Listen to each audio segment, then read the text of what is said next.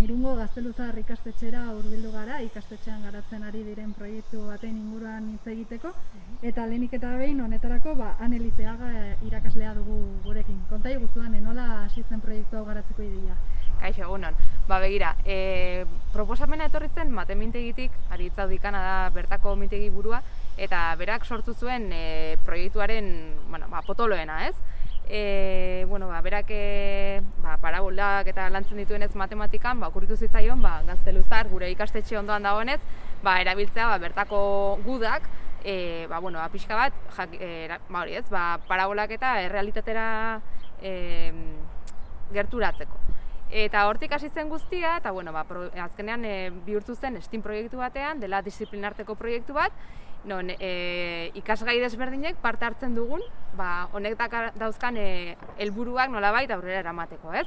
Ez da bakarrik, hasi zen, ez? Parabola horiek lantzean, baina ez da hori bakarrik honen funtsa, ez? Honek badu, hemen irundarrak edo gure ikasleak hemengo historia ezagutzeko helburu bat, baita ere, ze aparatuekin eta erabiltzen ziren erosi beharrean guk sortuko ditugu teknologia arlotik, baita ere, hemen ikusten duzute topografiako instrumentuak dauzkagu, gure ideia da falta den hirugarren torrea, Gazteluzarri falta zaion hirugarren torre hori berreraikitzeko edo behintzat mural bat edo sortzea guri dagokigun eskolako zatian, existitzen ez dena gaur egun, eta hortarako neurketak egin ahal izateko, erosi genuen aparatu baita ere. Helburu garrantzitsu bat dela emakumeari pixka bat beste berriraztu zait? Lanbideak, ostras. Hori da, berriro. Zuzenean ez denez ez dago arazo. Hori da, bale. Listo? Bai. Ados. Baduenek beste helburu garrantzitsu bat dela emakumeari beste lanbide batzuk erakustaraztea, ez? Azkenean, ingenieritzan eta halako lanbideetan ez da, ia emakumerik apuntatzen, eta pixka bat, honen helburuetako bat da ikustaraztea, beraien gaitasuna ere badela, eta baita ere berai piztea, ez? Piztea halako interesa edo, halako lanbideen gandik, ez? Horrek badu bere pixua. Zabaldu duzun bezala, proiektu hau, beste ikasgai batzuetara zabaldu duzu, ez da? Bai, hori da. Matematikan hasi zen, eta hor dauzka izugarrizko,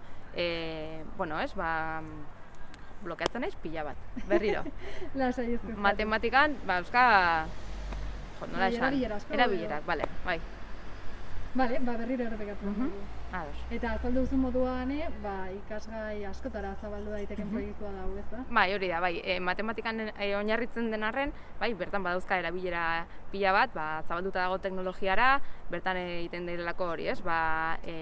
Eraiki, instrumentuak eta neurketak eta planoak eta horrekin zerikusia duena, plastikari ere ireki diogu atea, beraiek marraztuko dute existitzen ez den dorrearen figura edo, eta hizkuntzak ere parte hartzen dute, batez ere gaztelanian ari dira lantzen, 3. mailan ari dira halako lanen bat egiten, eta berez, zabaldu daiteke nahi beste ikasgaitara. Eta ikastetxe guztiko, maila guztietako ikasleak inplikatuta daude edo? Ez, aurten batez ere 3. eta 4. mailan lantzen ari dira hau, bai. Egin daiteke beste proiektu desberdin batzuk lantzen dira beste mailetan, baina hau bereziki 3. eta 4. mailan. Eta hortaz gain, ez dakit momentu honetan ze fasetan aurkitzen zareten, hau da zer egiten ari zareten momentu hauetan? Momentu honetan, jada neurtu ditugu Gazteluzarreko existitzen diren paretak alde batetik, barrutik neurtzea gelditzen zaigu eta replanteoa egitea. Dela azkenean ditugun datuak eramatea planora eta lortzea falta den torre horren zentroan non egongo litzateken, gero gure patioan landu ahal izateko marrazketako lantxo hori.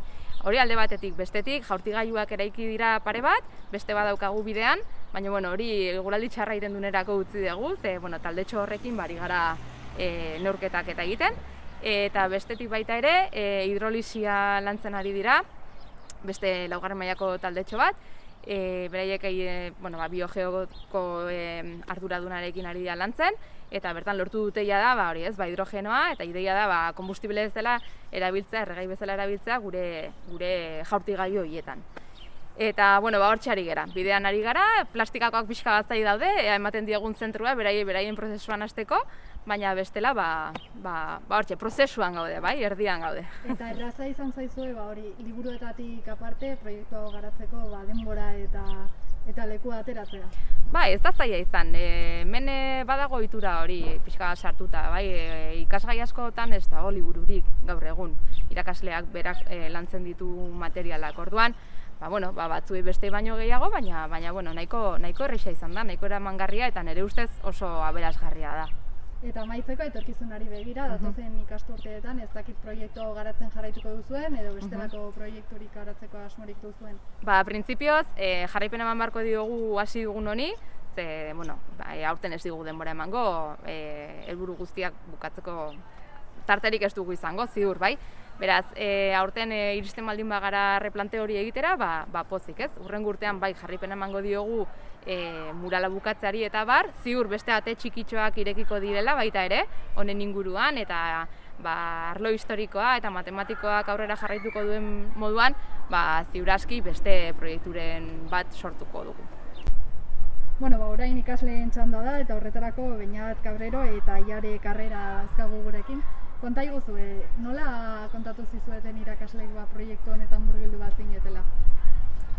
Hasiera baten esan zuten emar genula proiektu bat proiektatzeko hemen gertatu zen gudua historikoki eta matematikoki, eta esan zuten emar genula lan voluntario bat kainoi bat sortzeko eta hemen Gazteluza arduela urte asko nolakoa zen ikusteko.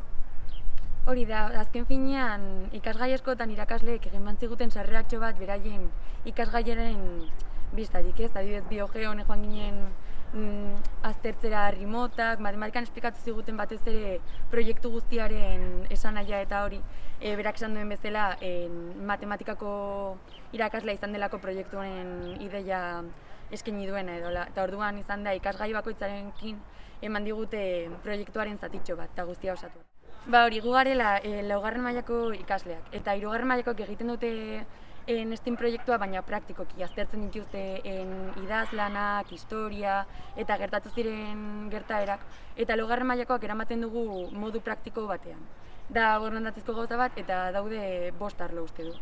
Hidrolisia dela kimikakoa, topografia dela teknologia eta matematika, gero kainoiak egitekoa matematika eta teknologia ere bai, eta azkenik daude 2 arlo marrazketa eta plastikarekiko. Primeran, eta behin azalduta eta proiektuarekin hasita, interesgarria iruditzen zaizue honelako proiektu baten bitartez klasean ikusitako edukiak praktikan ikustea? Bai, azkenean klasean ditugu gauz asko, baina horrela proiektuak egiten ikusitu nola liren erabili ez horri batean idatzizta jazta. Alde ditugu eraman bizitza realera eta ikasi nola klasean ditugun gauzak alde ditugun erabili edozein momentutan eta ikastitugu nola gauzak erabilita. Tresneria berezia erabiltzen duzuela ikusi dugu, ez dakit erresa zaizuen edo jada egokitu altzareten. Bai, egia esan, da nahiko desberdina guk azken finean gaudelako ohituta guztia ematea modu tekniko batez, eta da oso interesgarria erabiltzea material berria eta ikusten nola egiten den lan bizitza errealean, zer azken finean hauek dira egitan norbaitek egiten dituen lanak. Orduan hasieran izan zela pixka bat zaila egokitzea, baina azkenean da askoz divertigarriagoa eta interesgarriagoa. Gainera askoz errazago geratzen zaizu materiala. Eta datozen hilabeteetan zehar ez dakit zeintzuk izango diren garatu behar dituzuen pausuak, hau da, proiektuan murgilduta zaudetea da, baina zeintzuk izango dira hurrengo urratsak. Gu oraingoz, adibidez gure proiektuan ari gara egiten hidrolisiana, eta erabili behar genuen hidrogenoa erregai bezala, kainoiantzat, eta gu oraingoz, behintzat gure talin, amaitu du, gero dago, Anek esan duen bezala marrazketan arira egiten beste gauza batzuk, baina gure taldea behintzat bukatu du. Bai, ni nago topografia eta kainoiaren taldean, orduan topografiaren helburua da puntuak lortzea eta gero paper batean egokitzea, gero plastikak egiteko beraren erdua. Orduan, ideia nagusia da guk bukatzea eta plastika hastea, eta gero kainoiarekin bai erabiliko dugula ikusteko nola izan zen garai batean eman zen erasoa. Orduan da guztia bukatzea beste batzuei emateko aukera, eta guztia osatzea ikusteko egitan nola izan zen. Eta elkarrizketarekin amaitzeko ez dakit interesgarria iruditzen zaizuen edo komentatuko zenukete bai ikastetxeko ikasle txikiagoi edo beste ikastetxeetako ikaslei honelako proiektu batean murgiltzea. Nire iruditzen zait kriston aukera. Osea, ni hasieran ez nagoen oso ziurrea apuntatu edo ez apuntatu. Baina lehen esan dudan bezala iruditzen zait aukera ikaragarria ikasten duzulako nola erabili egitako tresneria eta guztia. Osea, da aukera izugarria eta asko ikasten duzu beste modu batean. Naiz eta eskola kanpoko orduak eman asko merezi du. Oso omendegarri da, azkenean ikastituzu gauza berriak, edo zara irakaslekin eta zure ikaskietekin ere, eza beti egitituzun ariketa berdinak edo da azkenean sortze duzugu gure proiektuan egez zerbait berria. Eta gero hori erabili eta ikustea nola sortuzu proiektu bat, alen erabili beste gauza batzuterako eta proiektua da. Primera, mila esker zoritzengatik.